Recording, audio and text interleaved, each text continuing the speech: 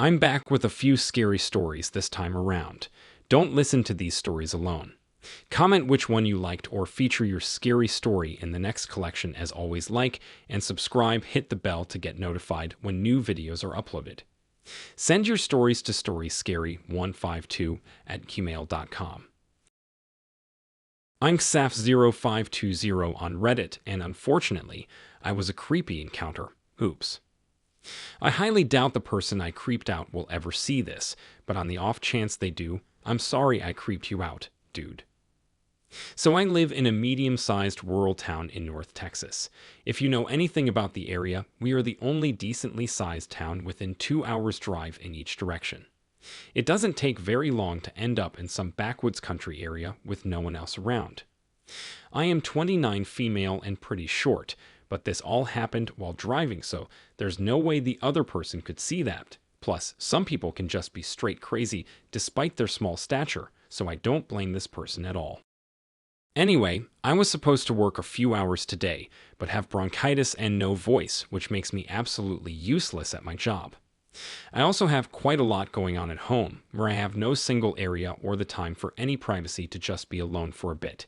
So instead of going straight home, I chose to just hit the highway and drive. You know, one of those soul and mind cleansings, blasting music and just zoning out kind of drives. After driving for a bit, I decided to go out to a fairly big lake nearby and try to find a spot my best friend and I used to go night fishing. To get there, it's about a 30-minute drive from the edge of town out to the front gate entrance of the lake, then a couple more turns and a 30-minute stretch of road to get there. Just the first road to get to the gate already places you out into the country, where there's only a church and a store that sells bait and beer more than anything else. It's very common for anyone driving these side or back roads to go 15-20 miles per hour over the 60 miles per hour speed limit, but that also runs the risk of getting caught behind someone actually doing the speed limit, which is what happened to me. About halfway down the road to the gate, me and another car had to slow down for a small truck going 60. I was fine with it since I'm not in a hurry, just enjoying myself, and the other car ended up turning soon after. So that just left me and this truck that, in hindsight, only knows that I was speeding and now just coasting along behind him. To make matters worse, when we get to the front gate, he turns left, with me right behind him.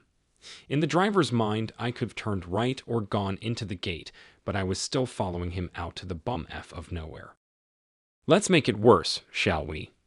Very quickly after that left turn, to get to our spot is a right turn instead of continuing straight.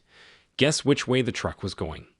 I had already seen him looking in his rearview mirror, and he was already driving slower before the right turn, so when he saw my blinker on, preparing to turn right after him, he slowed way down. This is also common here.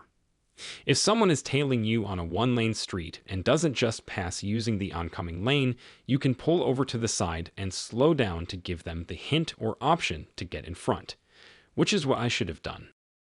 Unknown to this creeped-out man that is now nearly stopped on the road, it was getting late and time for me to go home. I knew he wasn't liking me driving behind him either, so instead of doing the least creepy thing and showing him that I just happened to be headed in the same direction, I chose to utilize the wide street and pull a U-turn to go right back the very way we came from. I don't think that poor man moved his truck until I was out of sight, and now probably thinks someone was intentionally following him for some nefarious reason, but changed their mind when it looked like he had caught on to being followed. For a little more context, there are a few turnoffs from the first street we were on, like scattered houses or side streets, that I could have turned on if that were where I was headed. So it's not like the truck assumed I was stalking them for no reason. For all they knew, I skipped all these other streets and turns just to follow him specifically. Again, sorry, my dude. I was just trying to clear my head and seek out some nostalgia, not make you think I'm out to murder you or something. I'm Sh0k1L0v3sW0m3n on Reddit, and I don't go into unlocked rooms, based on a real experience. It was a Wednesday noon, and I had gotten out of school when my friend told me that a door in the girls' locker room water closet was unlocked. It's never unlocked. Lots of people reported scary things in there like eyes and shadow figures. I thought it was all BS. I wasn't wrong, but what I saw was still terrifying. I couldn't find a proper door stopper to go in because I was scared I would get locked in, so I could only glance at the room. It was a week after that, and the door was still unlocked, and I had made up a plan. First, get some rocks from the elementary playground into a bunch of bags to make a backpack heavier. Second, go into the washroom with the backpack last. I used the backpack as a door stopper so I could get inside and explore. It was perfect, so I did just that. I was just in the washroom washing my hands when I heard them. They were a rustling noise, and then a thud. I couldn't see what happened because the door was locked, so I left and told the teacher. They unlocked the door, and we saw it. A black bag about 7 feet long and a bunch of sheets. It was terrifying. I quickly ran towards the bag and started removing the sheets, not even caring that there was a teacher behind me. I tore the bags open, and right there in front of me was a kid, a freshman maybe. Someone I didn't recognize at all, completely unconscious in front of my eyes, as if they were pretending to sleep to avoid something. They were moving a lot, and shaking. Their skin was a lovely mixture of blue and purple, and their hands were so cold and bony. They looked extremely malnourished and possibly dead, but they weren't. I knew they weren't. They couldn't be.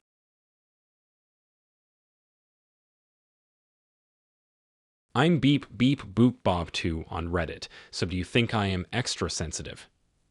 Let me preface this with the fact that I've always been easily spooked and get jumpy really quickly.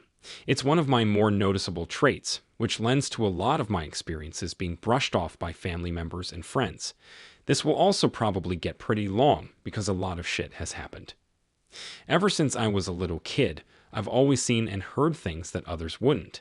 When I was about 6 or 7, I would wake up every morning at around 3 a.m. for months. I would see things standing over my bed, staring at me. I'd run to my parents' room and lay in bed with my mom while the things continued to stand at the foot of the bed and stare. You could just chalk it up to me having an intense imagination, but it happened all the time. I used to have a twin bed, so my friend and I would stay in the guest room during sleepovers. She would get so scared in there at night that she would wake me up and make us sleep on the couch in the living room. We even were recording a video of us, wannabe 6th grade YouTubers, and when we played it back a couple of times, realized there was a weird white orb or mist that was drifting around in the corner of my room. In that corner of the room, my dogs will randomly growl and bark at night. She unfortunately broke her iPad and lost all footage of it. As I got older, the noises started. Stomping in the attic, footsteps in the halls, knocking on my window at night. My sister's Alexa randomly turned on across the house while I was home alone. For about 2 months in 9th grade, I would wake up every night at 3:23:30 a.m. to 3 faint knocks. Then physical manifestations. My phone got thrown off my bed while I was getting dressed in the morning. I've pretty much gotten into a routine of sighing and picking up things that have gotten chucked on the floor from across the room. My bed sank in the middle of the night, even though there was nothing there. I took a bath, and no matter what I did or how I turned the knobs, water would constantly drip. I shrugged it off but could hear it, plus footsteps all the way across the house. Then right when my sister came home, it stopped. Then when she left in the morning, the dripping resumed. When my parents got home, it stopped again. It doesn't stop at my house either. I was staying at my aunt's a whole state away to house, dog, and babysit while she was away at work, and to pick my cousin up from summer school. On my first night, I woke up to one of my cousin's toys in the closet tickling and laughing. It's touch activated. I was the only person in the room, and the closet door was closed. Another day, I was in the middle of looking through the fridge for food when the plate and silverware I had set on the counter flew off and shattered on the floor. Dog toys rolled towards me from the basement stairs when both dogs were in the living room behind me, and my cousin was at summer school. At my grandparents' house, it happened as well, and even my grandma and aunts admitted paranormal activity happened in the house. A little boy who used to play with the Legos was what they talked about, but I mostly saw the man who roamed the halls. I shut the door every night because if I didn't, he would stand in the doorway and just stare. One night I got just an awful feeling, and then the bed started shaking violently. I was so scared that my grandma had me sleep with her and my grandpa in their bed. I still see them and feel them. I especially hate basements, but somehow some don't set me off like others. I feel uncomfortable in the finished basement of my parents' house and rush to get upstairs, but was perfectly fine going into my ex-boyfriend's unfinished basement alone in the dark and didn't get scared even once. I guess I'm just wondering if I'm being dumb and overreacting, or if I've actually been seeing and hearing and experiencing paranormal entities. I genuinely see things, and in the moment of these experiences, it's so terrifyingly real to me, but could I just be overthinking things?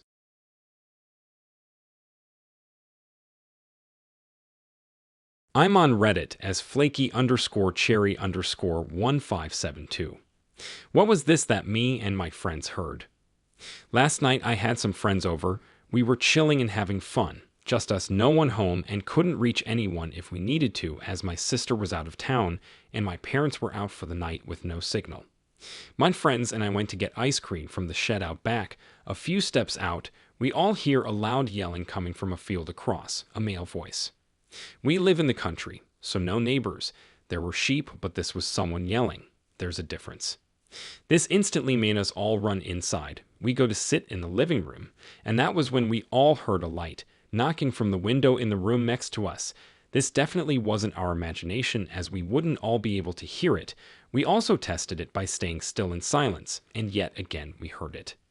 But I was wondering if anybody has any idea what this possibly could be. I'm Hannah_Deerwood on Reddit. What was the thing that made you think you could have died? For me, I was 13 years old. I am now 18, and this has played back in my memory 1,000 times. It was 2018, and I wanted stuff. I can't remember what I really wanted anymore, and since my parents weren't willing to buy it, as I had to make more money. And so I decided to babysit, and I was the youngest of 3 of my siblings. We lived in a private area around trees, so my mom had to drive me, and I remember I was going to one of my mom's friends' homes.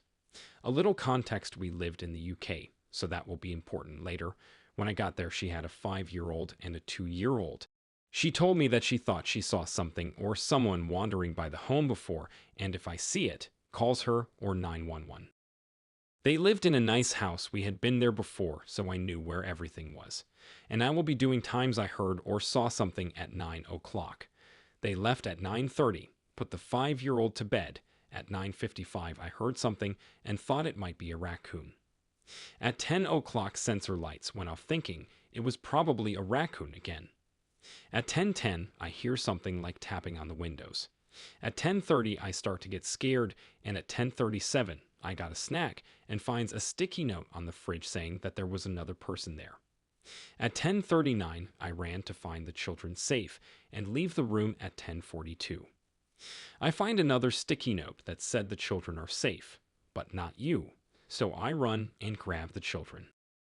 At 10:45, hiding in the parents' closet, trying not to panic and scare the children, but I think the 5-year-old could tell I was scared to the bone. At 10:47, I call 911. At 11 o'clock, police come, but there was nothing, or they found no one in the house. There was a sticky note on my back they found, and it said the following: I was close. So, after that, I never babysit anymore, and now I can never stay home alone. I had to live with my parents till college, but that will never leave my memories. Hi, my name is Purplefunk36 on Reddit. This is my story about my sister. She was just 8 when she died. I wasn't there at the time. On a spring morning, she walked to the park and sat on the swings. Witnesses recalled she calmly poured gasoline over herself and then lit a match as the flames engulfed her body. Supposedly, she didn't make a sound. The charred fragments of her body floated up, desperate to embrace the shimmering light of the sun. Our parents were heartbroken that the news of their beloved daughters killed themselves within a year, leaving only me. Years passed and a young family moved into our house. I longed desperately to meet them. Over time, they started to notice strange details during the day. Any object placed in direct sunlight would fade to gray within hours.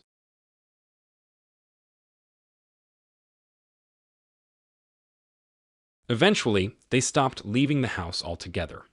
The windows were boarded up, and hearing whispering around the house could be heard on a bright day, and the faint tapping of fingers against the windows. It was one spring morning when the father finally broke.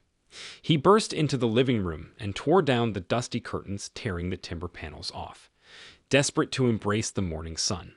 The sunlight poured in, filling the void.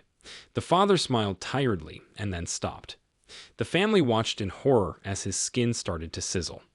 Bubbles rippled under his skin before his body erupted in a fury of flames. The curtains around the house burst into flames.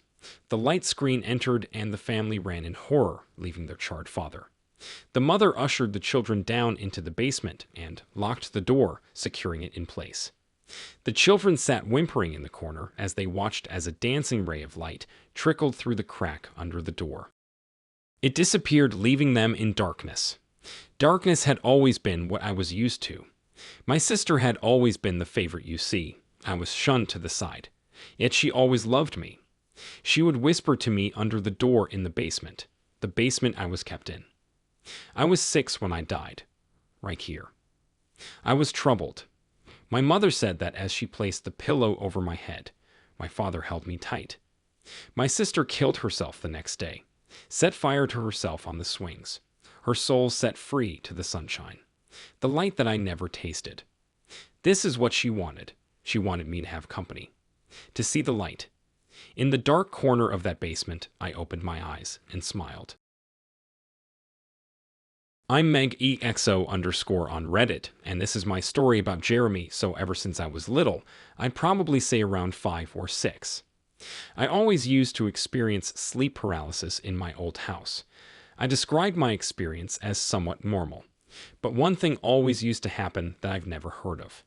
Obviously, the typical dark figure at the end of my bed and a heavy feeling that my chest was there. But I would always feel as though someone was punching my back really aggressively and would get the image of what I described as a bear. But it wasn't actually a bear, if you get what I mean. This would happen almost every night until I was 11, and I just assumed this was normal.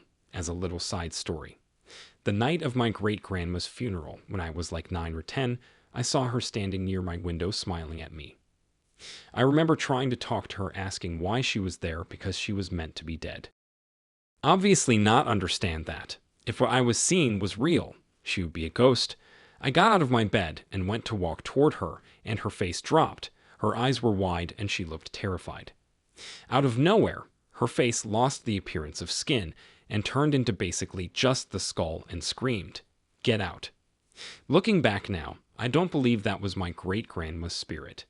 I believe it is the man I'm going to tell you about. Around 6 months ago, my mom and brother and I were talking before we went to bed about ghosts and the paranormal, as we had just finished rewatching Paranormal Activity. I told her about having sleep paralysis in my bedroom every night, and I remember her just saying, "You're joking, right?" And I was like, "No. Why would I be joking?" She then went on to tell me about how when we were moving out of that house in 2014, and we were packing our belongings, she went into the crawl space in her attic bedroom and found these old newspapers and ownership records from a man who owned the house in the 1900s who died. We don't know if he died at home or whether he died elsewhere, but we believe he was the spirit I was experiencing. The reason we came to this conclusion was that my mom's bedroom wasn't a bedroom at the time. Her friend who she bought the house from had just converted it, and mine and my brother's bedroom was one big bedroom. I believe he was angry that we were there because he still saw it as his house, although I could be wrong. Anyway, after we moved into our current house in 2014, I didn't experience anything for a good few years. Jump forward to 2017, my best friend at the time was over, and we were baking for a bake sale. We were doing it for school. She had gone to the toilet, but when she came back to the kitchen, she told me she'd seen an old man at the bottom of my stairs and described him. He had a blue check button-up shirt tucked into formal black trousers. He was bald or rectangular frame glasses and had a sort of a round belly. I just assumed she was trying to freak me out, as I had recently told her about my sleep paralysis in the old house, so going another month into the future. Another close friend of mine was at my house. It's important to note that my best friend had not ever met this other friend of mine. And again, she had gone to the toilet and said she saw a man at the bottom of the stairs. I wish I was joking when I say she described him the exact same except for their wording. This summer of the same year, 2017, my best friend of 11 years at the time, but now 14 years, who actually moved into my old house, traveled 2 hours to stay at my house for a whole week. One night, she shook me awake saying, "Stop, you're freaking me out." When I was awake, I was very confused, asking what she meant. She told me that I was saying, "No, you're not supposed to be here. I left like you wanted." This could be a coincidence because she was there and it reminded me of my old house, but I just think it's a bit too weird when my other friends said they saw the same man in my house a month or so prior and jumped forward to 2019 in present day, and I have had some unexplainable experiences that could be put down to coincidence, but I thought I'd add them here. First of all, I used to have this desk chair in my room that my cat loves to sleep on. Like, she literally claimed that as her spot. And one day she sat on the opposite end of my room and just hissed at the chair. Me being like, "There's nothing there. Don't worry." I picked her up and tried to put her on the chair and settle her, but she literally clung to my shoulder and wouldn't stop meowing until I put her down and opened my door for her. Another thing is, a couple of months ago, I experienced what I think was sleep paralysis again. I was face down in my pillow and couldn't move when I woke up and felt like I was actually going to die. I literally couldn't breathe. It freaked me out so much that I make it my point to lay on my side rather than my stomach. The last thing that comes to mind was literally last week when my brother was at work and he left his bedroom door open. I don't like my cat going in there as he gets himself stuck under his bed, so I shut his door. It's important for me to say now I heard the door click shut, and I went downstairs and sat in the living room with my mom for a good half an hour. When I came back upstairs, his door was wide open, but it kept swinging back and forth. Jokingly, I said, "Haha, very funny. Jeremy, please shut the door," and I kid you not, the door slammed shut. P.S. I and my best friend of 14 years call him Jeremy. For some reason, we both felt the urge to call him this when she was here in 2017. I'm chaos_breezy on Reddit, and this is my story about the old man at the fork in the road. A young man was walking down the road with his 3 friends one night, along with a man he didn't know who smelled like beer. It was dark, and they were lost and tired, hoping to find a place to rest the night. Suddenly, they found themselves at a fork in the road with no signs to tell them where to go. All that was there was an old man sitting on a stump in the middle of the 2 paths. The old man was pale, with a long white beard with glass blue eyes, and was so thin he almost looked like a skeleton. The old man looks up at the group, saying, "You all look lost and need some help." One of the friends nodded. "Yeah, we've been walking for a while now, and we could really use a place to rest." The old man gave the group a crooked smile that sent shivers down the young man's back. He then raised his long arm and pointed down the left path. "If it's rest you're wanting, that's the path you want." But he then pointed to the path on the right. "If you want to keep going, you'll want to go that way." The beer man didn't care to ask and ran down the left path with the young man's friends slowly following him. But the young man had a bad feeling and begged his friends to take the other path. But his friends have made their choices. One of them told him, "Hey, if you want to keep going, fine, but we're tired, we'll see you later." With that, they left. The young man was worried, but started down the path to the right as he walked, his mind still on his friends and worried about them, and decided to go back for them. But as he turned to go back, he saw the old man blocking his path. There was a sad smile on his face. "Sorry, son, but once you pick your path, you can't go back. But don't worry. You see your friends again someday." With that, a flash of light blinded the young man. He began to hear a voice calling to him as his vision cleared. The light he saw was a flashlight being held by a paramedic as another checked his body. "Stay with us, son. We got you. We need a gurney here, staff." More men came and lifted the young man up. As they did, the young man remembered what happened. He and his friends were coming home when a drunk ran the light, smashing into them as it is pulled into at the moment. He saw the 2 mangled cars next to them and 4 bodies laying on the ground covered in white sheets, and a policeman talking into his car. Accident on Main, 4 dead, 1 survivor. I'm HotTelephone2497 on Reddit, so please believe me. I have no time for punctuation, so my apologies for the lack of them. I don't know how to even start this, and no one will believe me. I've tried everyone, mom, dad, brother. I even told my grandma, for God's sake. No one will believe me. I thought maybe this community would be more accepting of my current situation. I think I should start by introducing myself. I'm James, fake name, and I'm a 22-year-old male. I live in a dorm in uni, and I have my roommate Liv, also a fake name, who is 21 years old and a female. She had some strange habits which I choose to ignore most of the time, but 3 days ago was my last straw.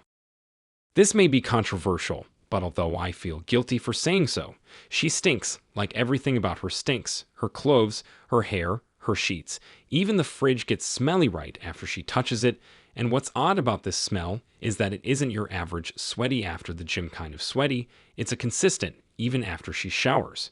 The smell of sweat and rotting meat and bad breath all combined, and it never goes away, ever. What was weird was that she didn't always smell like this. It was just sudden. Woke up one day, and bam, she stinks.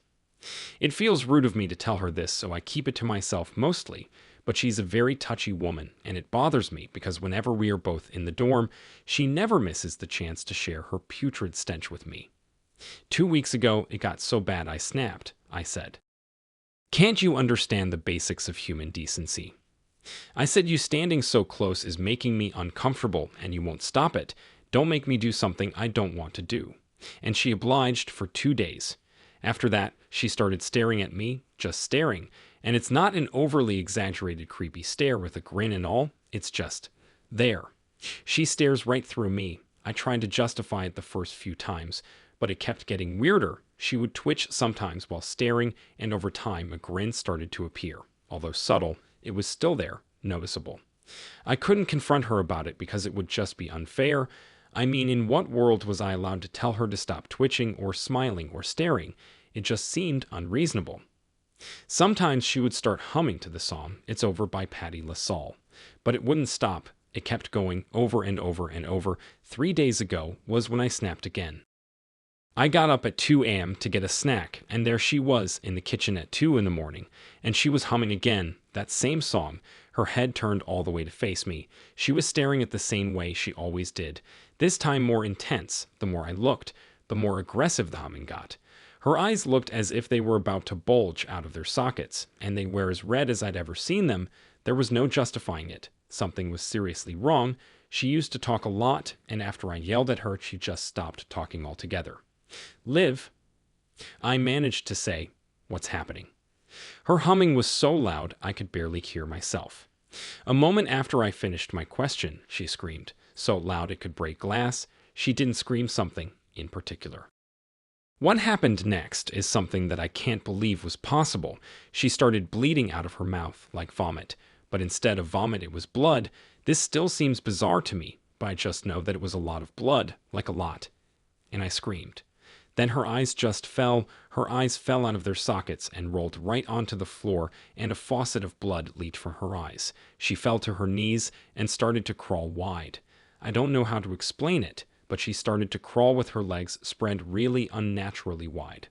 She started crawling faster and faster and faster until she was about to reach me. I ran outside and locked the door. Then I started sobbing. A girl from the next dorm came to me looking pissed until she saw my face. She helped me up and sat me down in her room as I tried to explain what was happening, but you can't really explain that without sounding mentally ill, so she called the cops. They came and searched the house to find nothing. The house was empty. I came with them to check, and they were right. It was empty. She wasn't in her room or in the kitchen. In fact, even her things were gone. But here's the kicker. Her smell was there. I could tell that it was her smell from a mile away. It was awful and unmistakable. Even the cops looked like they were about to be sick. I don't remember much after that, but yesterday I got the news that was the scariest part of this whole story. They told me that there is no one called Liv. Well, there was, and she apparently lived in my dorm, and she was murdered around 4 years ago. She was found in the kitchen cupboard years ago. As they were checking my house for an intruder, they found her. She was in the exact same spot she was in when she was first found. Exactly the same way she looked the first time she was found. I made them show me the corpse, and she looked and smelled exactly the same way she did that day in the kitchen. Same black hair and the same face that was missing eyes. Apparently, she isn't here. She was never here. I still feel her with me, lingering around, sometimes aggressive, sometimes calm. No one believed me when I told them she lived with me, when I explained how she started acting strange the moment I noticed the way she smelled. No one believed me. Please believe me. This is the end of this scary collection. Hope you don't look under the bed or closets, or shut the door when it is usually open at night. As always, like and subscribe, hit the bell to get notified when new videos are uploaded. Send your stories to storyscary152@gmail.com.